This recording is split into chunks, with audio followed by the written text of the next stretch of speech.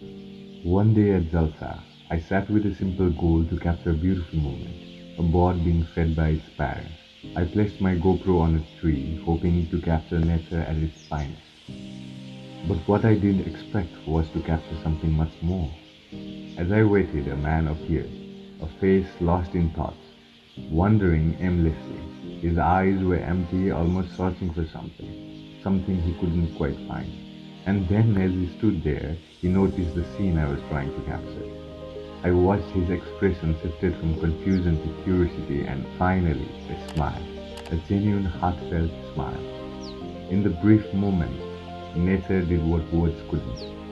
It reminded him of something pure, something simple, something worth smiling for.